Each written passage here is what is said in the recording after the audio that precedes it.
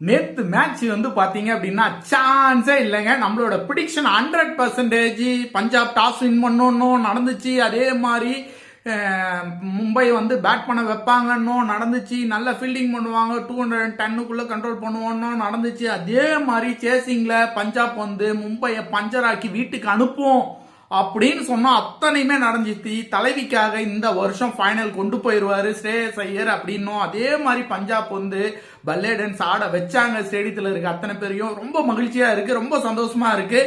ஏன்னா அடிக்க முடியாது, எங்களை யாரும் பீட் பண்ண முடியாதுங்கிற வந்து ஒரு திமிரு, ஒரு தெனாவட்டோட இருந்த மும்பையை வந்து வச்சு செஞ்சாங்க பாத்தீங்களா பஞ்சாப்.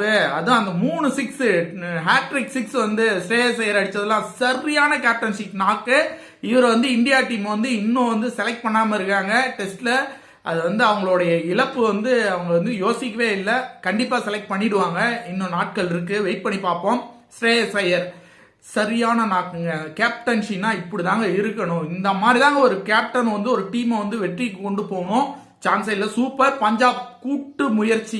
நல்ல வந்து இங்கிலீஷ் வந்து பாத்தீங்கன்னா பும்ரா ஒரு 20 ரன் அடிச்சது எல்லாம் மேட்சுக்கு வந்து மிகப்பெரிய ஒரு பூஸ்ட் அப்புங்க.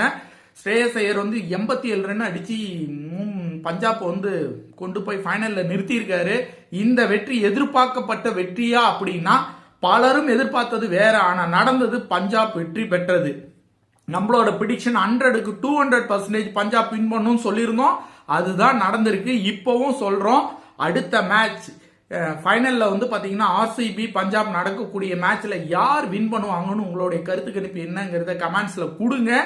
நான் அடுத்த வீடியோல வந்து யார் ஃபைனல் வின் பண்ணுவாங்கிறத வீடியோ போடுறேன். இந்த பஞ்சாப் வெற்றி வந்து பாத்தீங்க அப்படின்னா சரித்திரத்துல பதிவு செய்யும் அப்படின்னு சொல்லியிருந்தேன். சரித்திரம் பேசும்.